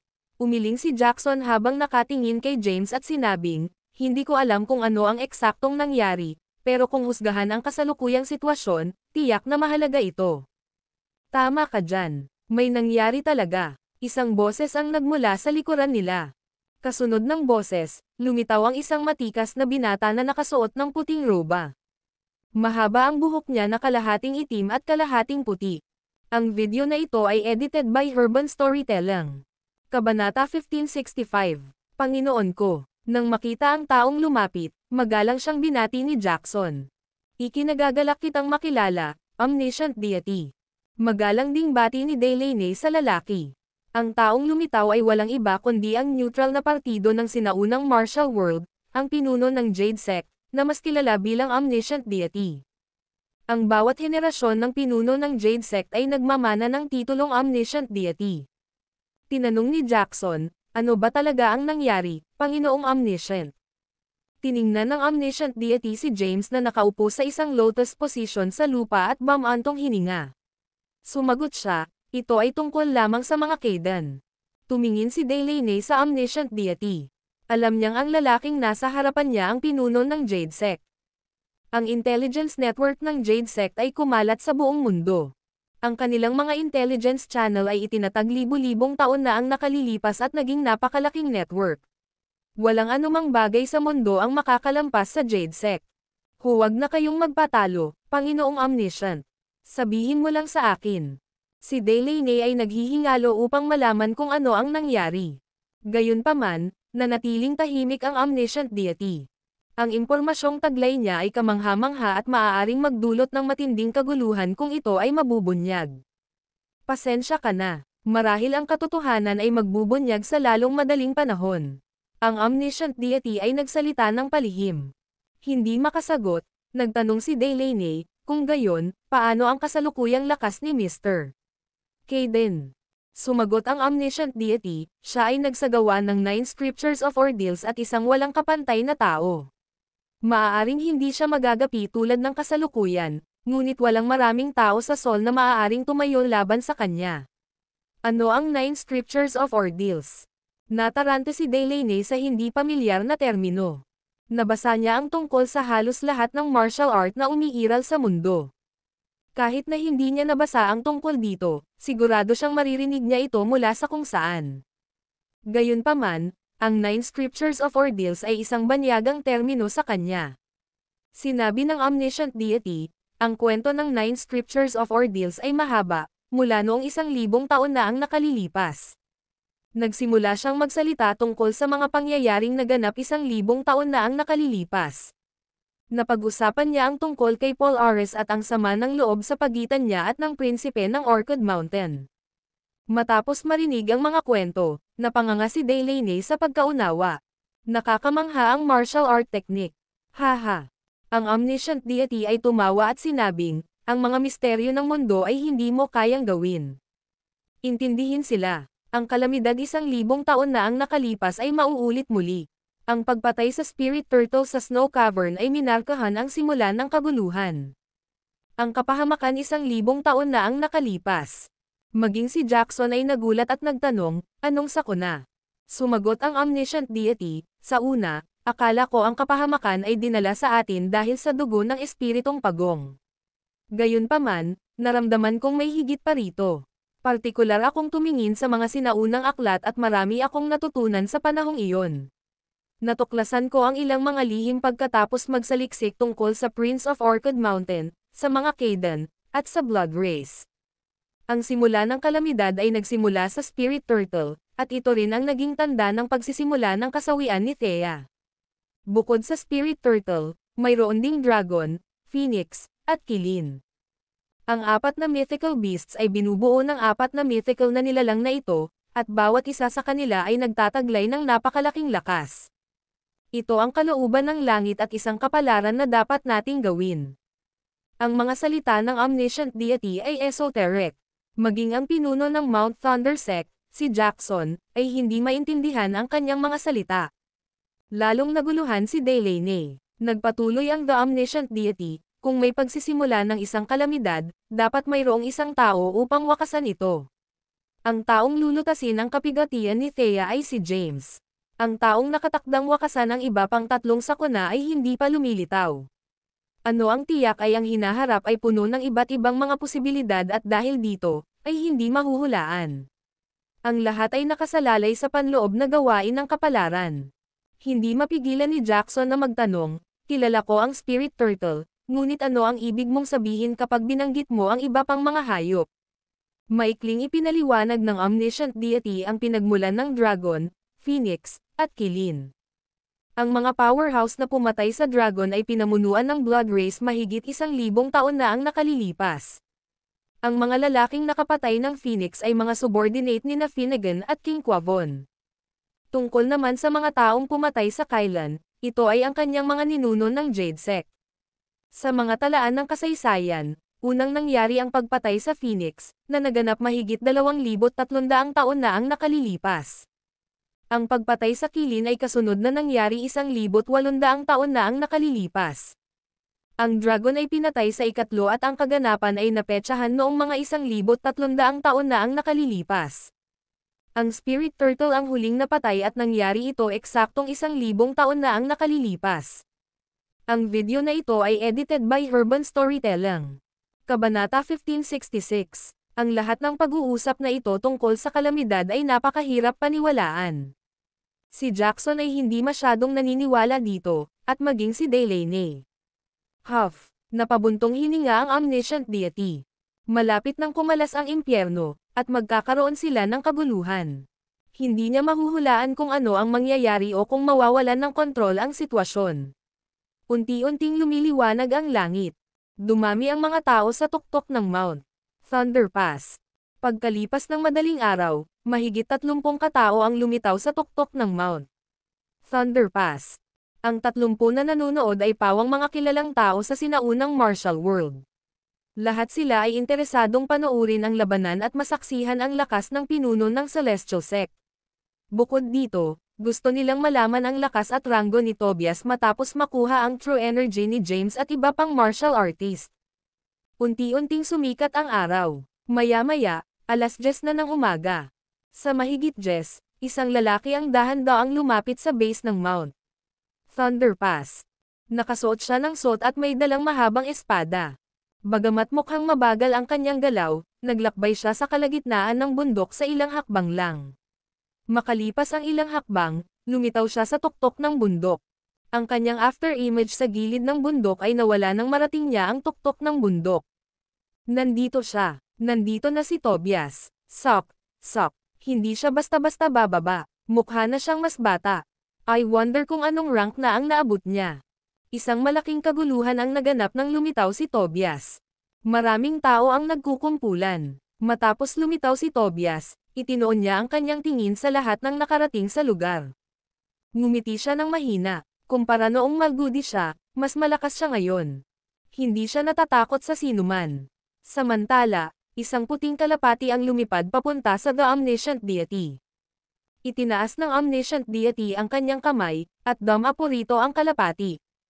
Kinalas niya ang tala na nakabalot sa binti ng kalapati at iniladlad ito para basahin ang nilalaman nito.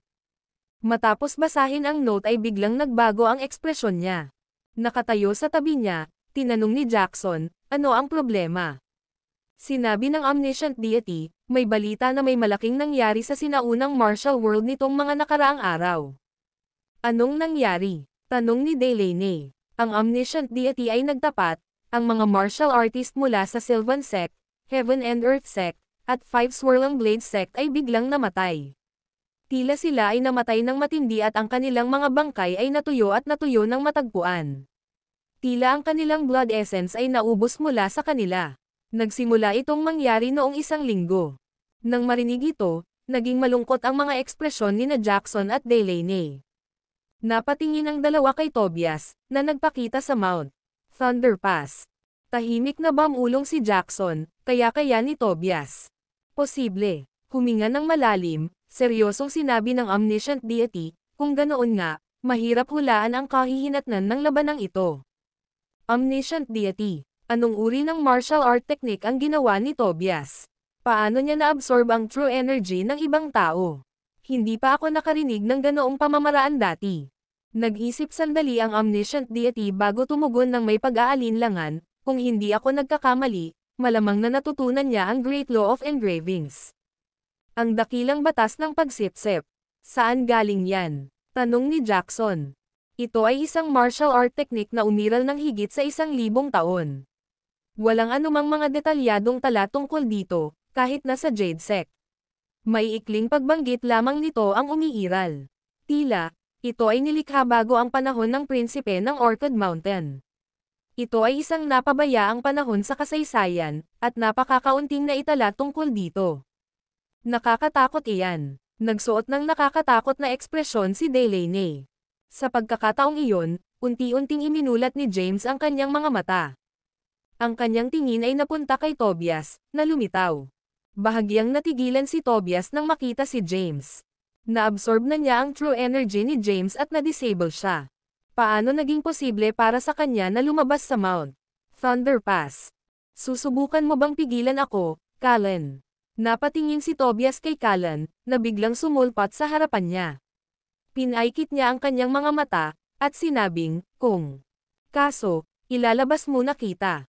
Gusto kong makita kung hanggang saan mo nalinang ang decimation of immortality. Sa likod ng isang kamay, si Callan ay gumawa ng mapanuksong kilos gamit ang kanyang kabilang kamay at mahinahong sinabi, maaari kang mag-strike. Sa pagkakataong iyon, dahan-daang bumangon si James. Callan, family matter ito. Hindi mo kailangang makialam. Lumingon si Callan at nag-aalalang tumingin kay James. Tinanong niya, James, paano ang iyong kalagayan? Dahan-daang inalis ni James ang kanyang mga alalahanin gamit ang isang kaway at sinabing, okay lang ako. Hindi ka ba niya inubos ng true energy mo? Mahiwagang ngumiti si James at sinabing, sino ang nagsabi sa iyo na hindi na mababawi ng isang tao ang kanilang lakas pagkatapos na maalis sa kanila ang kanilang true energy? Nang makita ang confident na ngiti sa mukha ni James, nakahinga ng maluwag si Callan. Lumayo siya at tumayo ng medyo malayo sa larangan ng digmaan, pinananatili ang kanyang mga mata kay Tobias at James. Madilim na sinabi ni Tobias, mas mahirap kang pumatay kaysa sa damo, James. Narinig ko ang pinuno ng Celestial Sect ay si Thea. Dahil hindi pa nagpapakita si Thea, papatayin muna kita, at haharapin ko siya mamaya. Bakas sa mukha ni Tobias ang nakamamatay na tingin. Dahan-dahan siyang naglakad palapit kay James. Nagpatuloy si James sa pagupo sa lupa na hindi gumagalaw na para bang bahagi siya ng bundok. Swoosh! Biglang may lumipad na figure at lumitaw sa harap ni James. Ang video na ito ay edited by Urban Storytelling. Kabanata 1567. Ang kanyang hitsura ay nagdulot ng agarang kabuluhan. Si Thea talaga. Totoo ang chismis. Ang pinuno ng Celestial Sect ay si Thea Callahan. Sok. Hindi ko inaasahan na ang kilalang pinuno ng Celestial Sect ay babae ni James. Nagulat ang lahat nang makita ng sariling mga mata ang mukha ng pinuno ng Celestial Sect. Pati sina Jackson at Delaney ay nabigla. Thea. Nabigla rin si Callan sa hitsura ni Thea. He murmured thoughtfully, na itago niyang mabuti ang kanyang mga talento. Sinong mag-aakala na ang babae sa tabi ni James ay isa sa pinakamalakas na martial artist sa mundo? Sino ang makakaakala na ang pinuno ng Celestial Sect na halos ganap na ng ibabaw sa sinaunang martial world ay si Thea? Napatingin si James kay Thea na sumulpat. Nakaramdam siya ng matinding panghihinayang nang mapansin niya ang puting buhok nito. Siya ay isang maselang babae ngunit pinilit na tiisin ang napakaraming paghihirap. Thea, tawag nito sa kanya. Lumingon si Thea at tumingin kay James. Nang makitang ligtas na siya, tumulo ang mga luha niya. Nakakita siya ng isang tumpok ng mga butchered limbs sa kanyang kama at inisip niyang patay na si James. Nawala ang lahat ng dahilan niya sa sandaling iyon at nagpasya siyang pumatay. Ang dugo ng espiritong pagong ay kumulo sa loob niya at siya ay nagkaroon ng energy deviation. Pagkatapos bumalik sa punong tanggapan ng Celestial Sect, sinimulan niyang makuha ang kapangyarihan ng dugo ng Spirit Turtle. Nang malapit na niyang makuha ang lahat ng ito, nagpadala siya ng liham ng hamon kay Tobias. Hindi niya alam kung sino ang pumatay kay James, ngunit alam niya na ninakaw ni Tobias ang true energy ni James. Gustong ipaghiganti ni Thea si James. Magsisimula siya kay Tobias, pagkatapos ay itinakda niya ang kanyang paningin kay Lukjan. Ang sinumang tumayo laban kay James ay kailangang mamatay. Gayunpaman, lumitaw si James sa kanyang harapan. Siya ay hindi nasaktan, malusog, at malusog. Honey, hayaan mo munang itapon ko si Tobias. Bahagyang nabulunan si Thea sa kanilang muling pagkikita. Kaagad, hinugot niya ang malevolent sword. Mapanganib na kumikinang ang espada, at agad na bumulwak ang malakas na enerhiya mula rito. Dahan-daang naglakad si James papunta kay Thea at kinumbinsi siya. Hindi na iyon kakailanganin. Ako mismo ang gagawa. Ang video na ito ay edited by Herban Storytelling. Kabanata 1568. Ang mga babae ay dapat pahalagahan at mahalin. Hindi sila dapat humawak ng mga mapanganib na armas tulad ng mga espada at baril. Simula nang malaman ni James ang tunay na pagkatao ni Thea, alam na niya kaagad na ginawa niya iyon. Maraming bagay na makakatulong sa kanya ng palihim. Naantig ang puso niya nang maisip niya ang laki ng pag-aalala ni Thea sa kanya. Gayunpaman, hindi na niya kakailanganin pa. Ayaw niyang kailanganin ni Thea na kumuha ng espada para lumaban muli. Step back, honey. I'll get rid of Tobias today. Matindi at malakas ang sigla ni Thea. Ang malevolent sword sa kanyang kamay ay naglabas ng nakakatakot na liwanag. Ang ganda niya noong mga sandaling iyon. Gayunpaman, ang maganda niyang mukha ay wala ring init sa ekspresyon nito. Sinaman niya ng tingin si Tobias. Sa isang iglap, humarap siya sa kanya at itinutok ang kanyang espada. Pasulong, gusto mo talagang mamatay. Nagdilim ang mukha ni Tobias. Mabilis niyang itinaas ang kanyang espada upang harangan ang pag-atake. Kumalabog. Ang espada ni Tobias ay bumangga sa malevolent sword. Isang ilusyon na espada ang lumabas mula sa malevolent sword at nilaslas ang espada ni Tobias. Pagkatapos, nahulog ito sa lupa. Basag. Ang ilusyon na espada mula sa malevolent sword ay bumulusok sa lupa at naging sanhi ng panginginig ng bundok. Ang bundok ay nagpakita ng mga palatandaan ng pagguho. Anong hindi kapani-pani walang kapangyarihan. Nagulat ang mga nanonood at sunod-sunod na napaatras, mabilis na lumayo sa larangan ng digmaan. Naramdaman ni Tobias ang puwersang dumidiin sa kanya, at halos mawala ang pagkakahawak niya sa kanyang espada. Mayroon din siyang kilalang espada. Klang. Gayunpaman, madali itong hiniwa sa kalahati. Napaatras siya ng ilang hakbang. Nabulabog din si Thea sa pag-urong ng impact at kinailangang umatras ng ilang hakbang. Matapos magpalitan ng kanilang unang suntok, ipinatawag ng dalawa ang true energy, na halos kapantay ng isa. Isa pa, sa kasamaang palad, ang espada ni Tobias ay mas mababa sa malevolent sword. Natuwa si James nang makitang makapangyarihan ang espada ni Thea, ngunit kasabay nito, nakaramdam siya ng guilt. Ang mahinang babaeng iyon ay lumaki sa isang kakilakilabot na lawak sa napakaikling panahon.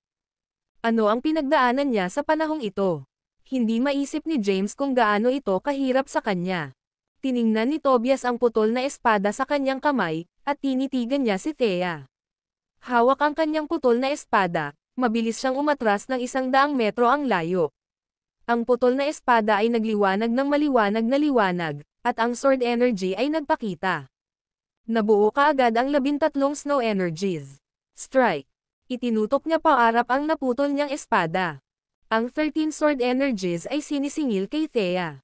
Tumalon si Thea ng 100 metro sa ere at iwinagayway ang malevolent sword.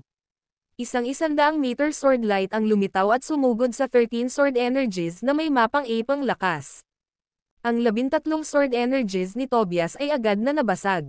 Marami sa mga nanonood ang nakamasid na nakanganga ang kanilang mga bibig. Ang 13 Heavenly Swords ay kilala bilang ang pinakamahusay na sword technique sa mundo. Gayunpaman, ang makapangyarihang 13 sword energies na pinakawalan ni Tobias ay naalis ng walang kahirap-hirap. Matapos iwaksi ni Thea ang kanyang espada, mabilis niyang sinugod si Tobias at humarap sa kanya. Itinutok niya ang malevolent sword sa mga vital point ni Tobias. Mas naging seryoso ang ekspresyon ni Tobias.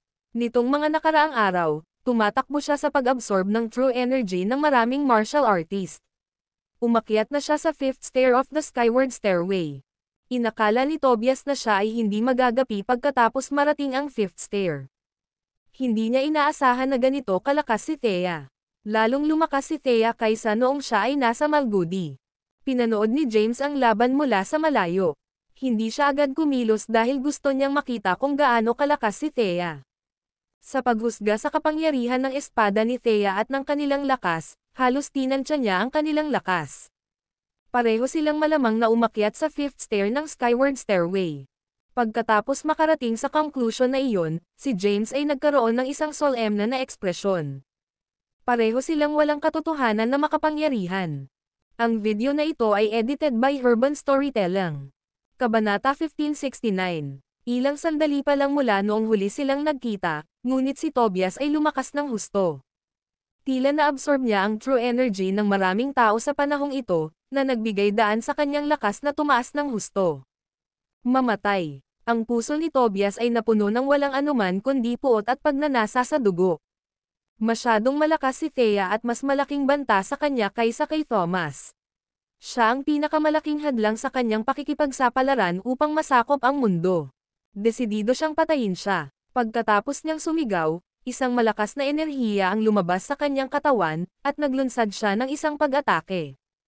Lumakas ang labanan. Ang dalawa ay nagpalitan ng daan-daang galaw sa mga sandali lamang. Bagaman mahirap makita kung sino ang lalabas sa itaas, naramdaman ni James ang unti-unting paglabas ng enerhiya ni Thea. Sa di kalayuan, palihim ding pinagmamasdan ni Thomas ang laban. Nang makitang humihina ang enerhiya ni Thea, sumimangot siya at bumulong, anong nangyayari? Hindi ba dapat lumakas si Thea habang lumalaban? Bakit biglang humihina ang energy niya sa laban? Nasipsap na kaya niya ang lahat ng dugo ng Spirit Turtle at naging sarili niya ang kapangyarihan nito? Ito ba ang limitasyon ng kanyang kapangyarihan nang walang karagdagang tulong mula sa Spirit Turtle? Sinuri ni Thomas ang sitwasyon. Pakiramdam niya ay malaki ang posibilidad. Ang dugo ng Spirit Turtle ay nagpakain ng mga negatibong emosyon upang magpakawala ng malaking kapangyarihan. Ngayong nasipsap na ni Thea ang halos lahat ng dugo ng Spirit Turtle, naging bahagi na ito ng kanyang cultivation base. Sa makatuwid, hindi na niya maaaring hiramin ang kapangyarihan nito para pagandahin ang kanyang true energy. Nasa paligid siya ng 5th stair of the Skyward Stairway. Hindi masama. Si Thomas ay nasisiyahan sa kanyang mukha. Natuwa siya sa kasalukuyang lakas ni Thea. Sa paglipas ng panahon, magiging madali para sa kanya na maging isang 9th-ranked Grandmaster. Matapos panoorin ni James ang laban ng ilang sandali, malabo niyang naunawaan ang lawak ng lakas ni Thea at hindi na siya nakatiis habang pinapanood niya ang pakikipaglaban nito kay Tobias. Hindi niya hinayaang magpatuloy si Thea na labanan si Tobias.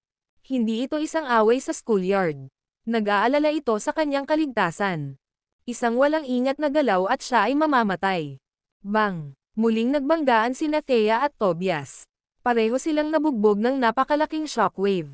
Sa sandaling iyon, sinamantala ni James ang pagkakataon at sumugod sa larangan ng digmaan. Lumapit siya sa harapan ni Thea at hinawakan ang kamay nito. Anong ginagawa mo dito? Bumalik ka na, saway ni Thea sa kanya. Akala niya ay hindi haharapin ni James si Tobias kahit na nabawi niya ang ilan sa kanyang true energy. Sigurado siyang magiging masama ang mangyayari sa kanya kapag nahuli siya sa larangan ng digmaan. Nag-alala si Thea, kaya pinuna siya. Matapos siyang pag-alitan, lumambot ang kanyang ekspresyon, at malumanay niyang sinabi, "Honey, umalis ka muna. Siguradong papatayin ko siya." Nagtiwala si Thea dahil ang kanyang true demonic energy ay lumakas sa isang nakakatakot na lawak. Ang murderous energy na kanyang nilinang ay mas malakas din. Ang kanyang murderous energy ay walang talo at gagawing isang piraso ng cake ang pagpatay kay Tobias. Hinayla ni James pabalik si Thea at marahang umiling sa kanya, sinabing, "Thea, umatras ka. Ako na ang bahala." Kalokohan. Alam mo ba kung gaano kalakas si Tobias? Habang nagtatalo sila, sinamantala ni Tobias ang pagkakataon. Sumunod siya gamit ang kanyang espada. Isang sword energy ang nagkatotoo at ibinato ang sarili kay James. Mag-ingat. Naramdaman ni Thea ang paparating na pag-atake at sumigaw upang bigyan siya ng babala. Kalmadong itinaas ni James ang kamay at itinulak ang palad paarap. Isang malakas na pagsabog ng true energy ang sumugod sa papasok na sword energy. Boom! Ang kanyang true heavenly energy ang naging sanhi ng sword energy na sumabog at nabasag kaagad. Sa susunod na sandali, lumitaw na si James sa likod ni Tobias at hinampas ang kanyang kamay sa likod ni Tobias. Napakabilis ng kidlat ng mga galaw ni James. Bago pa makapag-react si Tobias, natama na siya sa likod ng atake ng palad ni James. Ang pag-atake ay nagdulot ng kanyang blood energy na nagdulot sa kanya ng pagsusuka ng dugo. Siya ay pasuray-suray, at halos bumagsak sa lupa. Napatulala si Thea matapos makitang umatake si James. Ang video na ito ay edited by Urban Storytelling. Kabanata 1570. Mabilis na kumilos si James. Hindi napigilan ni Tobias ang kanyang pag-atake. Masyadong malakas si James. Sapat na ang kanyang lakas para samukan ng dugo si Tobias. Nagulat ang lahat nang makitang inatake ni James si Tobias. Ang lakas ni Tobias ay kaalaman ng publiko at siya ay naging isa sa mga pinaka-nakakatakot na pag-iral sa Sol. Walang masyadong tao ang makakalaban sa kanya sa Sol. Bukod dito, nabalitaan na naabsorb ni Tobias ang true energy ni James. Bahagyang mahigit kalahating buwan pa lang simula nang mangyari ito. Nataranta ang lahat kung paano nanambalik ang lakas ni James. Sa katunayan, ang bilis ni James ay hindi mas mabilis kaysa kay Tobias. Ang kasalukuyang ranggo ni James ay nasa borderline ng 6th stair ng Skyward Stair. Umakyat na rin si Tobias sa 5th stair. Walang gaanong pagkakaiba sa pagitan ng kanilang mga ranggo. Gayunpaman, walang ingat si Tobias. Sa sandaling iyon, inaasahan na lamang niya na magiging banta sa kanya si Thea at hindi niya akalaing nakabawi na ang lakas ni James. Higit pa rito, hindi niya inaasahan na mas malakas si James kaysa dati. Nasugatan siya dahil sa kanyang pagkakamali. Halos bumagsak si Tobias sa lupa. Pero, inayos niya ang sarili at pinunasan ang dugo sa gilid ng labi niya. Mahigpit niyang hinawakan ang naputol niyang espada at sumigaw, "Mamatay." Pagkatapos sumigaw, sinunggaban niya si James. Itinaas niya ang putol na espada sa kamay at itinutok kay James. Si Tobias ay umaatake sa kanyang pinakamabilis na bilis. Agad siyang nagpakita sa harap ni James at itinutok ang kanyang putol na espada sa mga vital point ni James. Bago ang putol na espada ay tumama kay James, ang sword energy ay nagkatotoo. Ang lupa sa harap ni James ay gumuho. Boom! Ang mga bato sa paligid ni James ay hindi nakayanan ang matinding puwersa mula sa sword energy at sumabog, dahilan upang ang mga durog na bato ay itinapon sa hangin. Sa sandaling iyon, ang balat ng katawan ni James ay nagkaroon ng kulay tanso. Nang magbago ang kanyang balat, nabuo ang isang energy wall sa ibabaw ng kanyang katawan. Nagbuga ng nakakasilaw na liwanag ang dingding at tila mga 5 sentimetro ang kapal. Ito ang pinakahuling pagpapakita ng kapangyarihan ng Invincible Body CD. Kung mas mataas ang cultivation ng isang tao, mas malakas ang Invincible Body CD. Umakyat na si James sa tuktok ng 5th stair at papalapit sa 6th stair. Bukod dito, walang kapantay ang kanyang True 9 Ordeals energy. Ang kanyang True energy ay kinuha din ang anyo ng True Heavenly yang energy. Dati, ang kanyang energy wall ay nasa unang yugto nang maabot niya ang ika-8 ranggo. Ngayon, ang kanyang energy wall ay halos 5 sentimetro ang kapal. Kumalabog. Tumama ang espada ni Tobias sa energy wall na kulay tanso. Kumalabog. Kumalabog. Kumalabog. Ang mga labi ng espada ay lalong nasira habang patuloy itong bumangga sa energy wall. Ibinagsak ni Tobias ang kanyang hawakan ng espada at itinutok ang kanyang palad kay James. Isang nakakatakot na puwersa ang dumaan at bumangga sa energy wall na kulay tanso. Sa kasamaang palad, ang kanyang mga pag-atake ay hindi nagdulot ng anumang pinsala kay James. Gayunpaman, siya mismo ay napaatras sa pag-urong ng impact. Namanhid ang kamay niya at parang mabibiyak. Ano ang kalakasan na ito? Nanlamig ang dugo ni Tobias. Umakyat na siya sa 5th stair ng skyward stairway. Gayunpaman, hindi lamang niya mapupuksa si James pagkatapos ng lahat, ngunit ang puwersa ay nagpatalsik sa kanyang katawan, na nagpapadala ng malalaking pag-agos ng dugo mula sa kanyang lalamunan. Anong klaseng martial art technique yan? Ito ay walang katotohanan. Si James ay hindi matatalo. Sa ganitong mga depensa, walang sino man ang may kakayahang maglagay ng dent sa kanyang tansong katawan. Nagulat ang mga nanonood ng labanan mula sa malayo. Si Thomas ay may nasisiyahang ngiti sa kanyang mukha habang pinapanood ang labanan. Ngumiti siya at mamulong, ang Invincible Body CD ay isang mabigat na pamamaraan. Hindi nakakagulat na ito ay itinuturing na martial art technique na may pinakamahusay na defensive power sa loob ng libu-libong taon. Iniisip ko kung ang Invincible Body CD ni James ay may mas malaking depensa o kung ang Thea's Murderous Energy ay may mas mapanirang lakas. Nakahinga ng maluwag si Callan habang pinapanood ang laban. He muttered softly, mukhang nagkaroon na naman ng magandang encounter si James nitong nakaraang kalahating buwan. Ang kanyang lakas ay bumuti ng malaki, at walang maraming tao na maaaring tumayo bilang kanyang kapantay. Nabigla siya sa lakas na ipinakita ni James sa laban. Sa sandaling iyon, itinuring ni Callan ang kanyang sarili na mas mababa kaysa kay James. Baka hindi niya matalo si James kahit na duplicate niya ang sarili niya. Buong-buo pa rin si Tobias sa larangan ng digmaan ngunit hindi niya nagawang saktan si James. Alam niyang ang lakas ngayon ni James ay walang kulang. Isa pa, si Thea na nasa tabi niya ay may lakas din na kapantay niya. Tiyak na magkakaroon siya ng matinding pinsala kung ipagpapatuloy niya ang laban. Si Tobias ay nagsagawa ng dakilang batas ng pagsipsip at dahil dito ay nabuksan ang karamihan sa kanyang potensyal. Hanggat siya ay nanatiling nakatago at patuloy na sumisipsip ng enerhiya ng ibang tao, siya ay magiging pinakadakilang martial artist maaga o huli. Sa sandaling iyon, naisipan niyang tumakas sa labanan.